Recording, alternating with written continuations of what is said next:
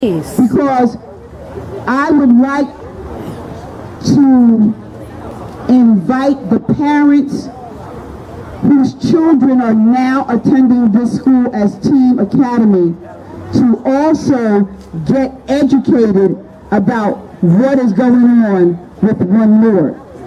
We are all standing together. It's not charter school versus public school. It's a Newark community that is being divided by people who are profiting from it. So we need to educate everyone. And we know that the children are about to come out of this school. This is their first day of school. So we know that there are parents that are within earshot. And we would ask that the parents not be fearful of what you're hearing, but to be open to what you're hearing so you can hear the full story. There's two sides to every story. So the parents of the Teen Academy who have 300 and plus children that have come from all over the city, you need to hear what our attorney has to say too. So to that, thank you, that's right. The parents say, my son go here, I would like to hear it. Absolutely. So to that point, we would ask that if there are any side conversations, please take them somewhere else so that Attorney Pickett can be heard by everyone. We present to you Attorney Robert Pickett of Pickett and Craig Law Firm, who just filed an injunction, 286-page injunction against the One Newark plan. Thank you, ladies and gentlemen. I've just come back from Trenton, and we filed this petition before the Commissioner of Education alleging essentially three basic and core issues. The first issue has to do with the One Newark plan and the failure of the Newark One plan to solicit the support and the approval of teachers and parents. The law says that it requires 51% approval from both teachers and parents before a school, a neighborhood school, can be converted to a charter school. As Deborah said, the fight is not between public schools and charter schools, because the larger effort is to provide these kids with a thorough and efficient education. That's the bottom line. The second part has to do with the Newark enrolls, where the district decides where kids go to school. Again, that is illegal because charter schools have every right to decide who they want as students. And here's the big one, ladies and gentlemen, and it's going to surprise a lot of people. Do all of you know that New Jersey is one of maybe 2 or 3 states in the United States that has embedded in its constitution, thou shalt not be segregated public schools. All right. All right?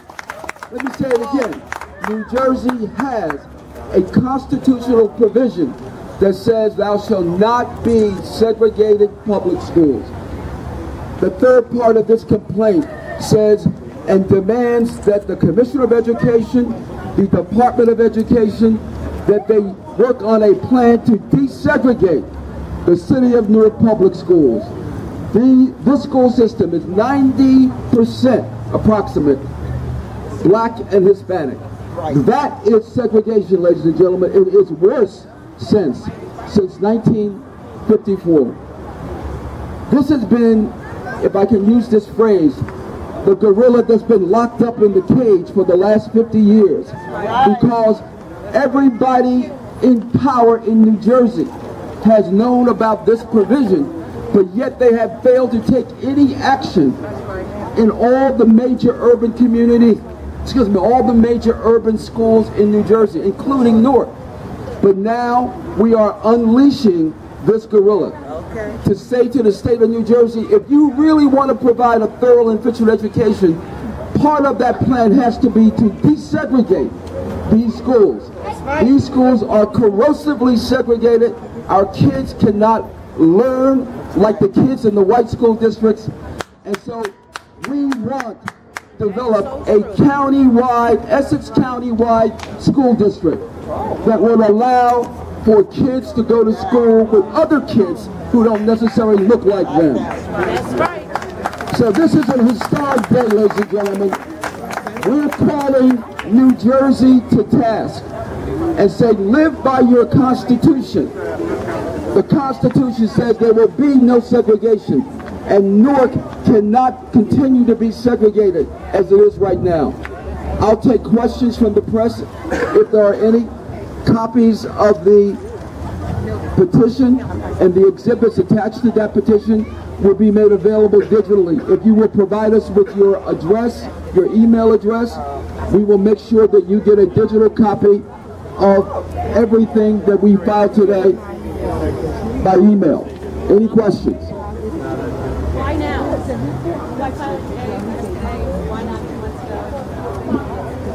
I have no idea. I was approached within the last month to represent the good folks who have gathered together to appear here.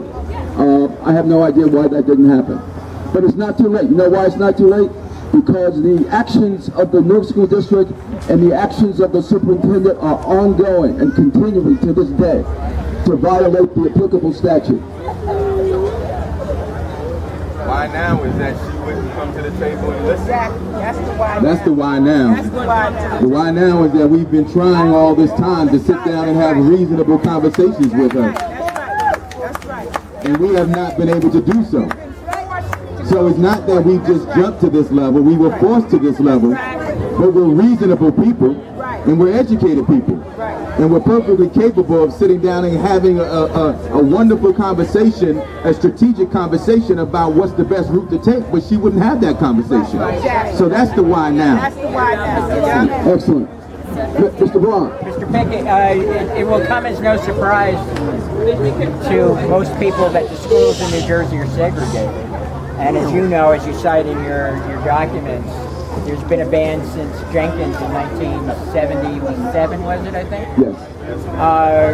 Why do you think this hasn't been brought up before, or has it? Has it been shut down before? Well, I had the honor and the pleasure to be a part of two very important cases, Bob. Robinson versus Cahill, I was one of the attorneys involved in that, and Abbott versus Burke. Both of those cases dealt with the equality of school funding. As it turns out, in effect, those two cases, as great as they were in terms of alleviating a major issue of funding, was really about separate but equal, okay? And this is a matter that's been talked about in legal circles among educational experts. But a lot of people were afraid to push that button because they didn't know what kind of reaction they would receive. But the Constitution at our New Jersey Supreme Court has been very clear about this over the last 50 years.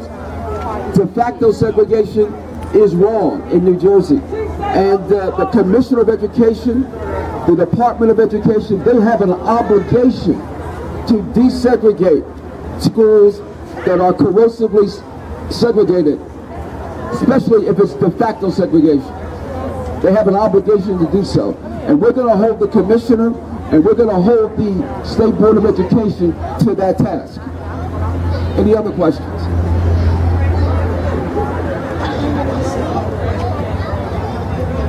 Bob, any more questions?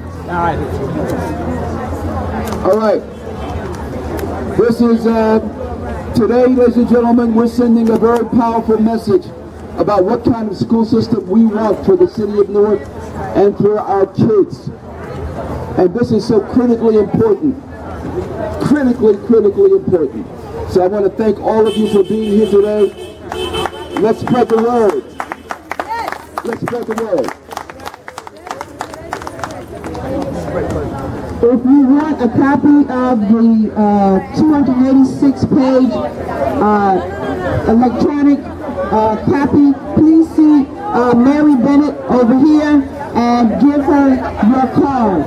And to everyone, we want phone level control, and more importantly, we want all of our children to be well educated. Teen parents, please pay attention to the type of education your child is receiving. Please pay attention to the type of education your child is receiving. Don't think that you don't have a part to play.